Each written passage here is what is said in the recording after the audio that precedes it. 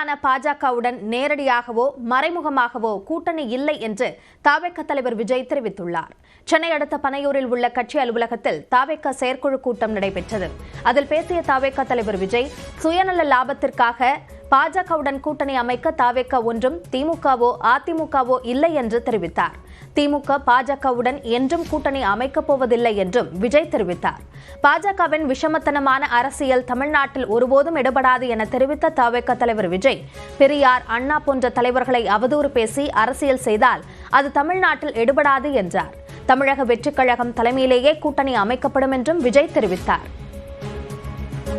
சுயநல அரசியல் லாபங்களுக்காக பாஜகவுடன் கூடி குழைந்து கூட்டணி போக திமுகவோ அதிமுகவோ இல்லை.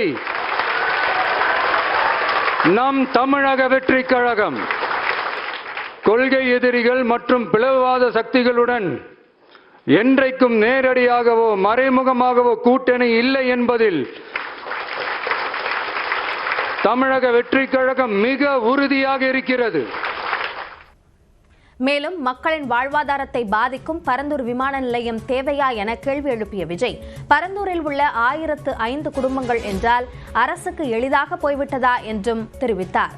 பரந்தூர் விமான நிலைய விவகாரம் தொடர்பாக முதலமைச்சருக்கு கடிதம் எழுதியுள்ளதாகவும், விமான நிலையம் வருமா வராதா என்பதை அரசு தெளிவாக கூறவில்லை என்றும் கூறினார். மக்கள் பாதிக்காத வண்ணம்னா என்னங்க சார்? ஒன்னு அந்த இடத்துல ஏர்போர்ட் வருதுன்னு சொல்லணும், இல்ல அந்த இடத்துல ஏர்போர்ட் வராதுன்னு சொல்லணும். ரெண்டுமே அந்த அறிக்கையில இல்ல. வெறும் 1005 குடும்பங்கள்னா உங்களுக்கு அவ்வளவு சாதாரணமா போச்சா சிஎம் சார்? செப்டம்பரிலிருந்து டிசம்பர் வரை தவேக தலைவர் விஜயின் மக்கள் சந்திப்பு நிகழ்வுகள் நடைபெறும் என்று தவேக செயற்குழு கூட்டத்தில் தீர்மானம் நிறைவேற்றப்பட்டுள்ளது. ஆகஸ்ட் மாதத்தில் 2வது மாநில அளவிலான மாநாடு நடத்தவும், ஜூலை மாதத்திலிருந்து முகவர்கள் ஆலோசனை கூட்டமும் நடத்தப்படும் என்று தெரிவிக்கப்பட்டுள்ளது.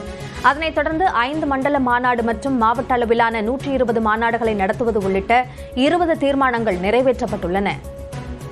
தமிழக வெற்றிக் கழகத்தின் முதலமைச்சர் வேட்பாளர் விஜய் என்ற அடிப்படையிலேயே தவேக செயல்படும் என்று செயற்குழு கூட்டத்தில் தீர்மானம் நிறைவேற்றப்பட்டுள்ளது. மேலும் தவேக தலைமையிலான கூட்டணி குறித்து முடிவெடுக்க விஜய்க்கு முழு அதிகாரம் வழங்கப்படுவதாக கூட்டத்தில் தீர்மானம் நிறைவேற்றப்பட்டுள்ளது.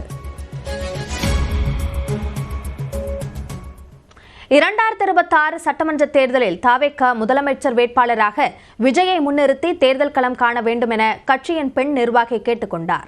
சென்னை பனையூரில் நடைபெற்ற தவேக செயற்குழு கூட்டத்தில் அவர் இதனை கூறினார். வருகின்ற 2026 சட்டமன்ற தேர்தலை நம் வெற்றி தலைவர் அவர்களை முதலமைச்சர் வேட்பாளராக கொண்டு தமிழக வெற்றிக் கழகத்தின் தலைமையில் களம் காண வேண்டும் என்று தமிழ்நாட்டு மக்களின் சார்பாக கேட்டுக்கொள்கிறேன்.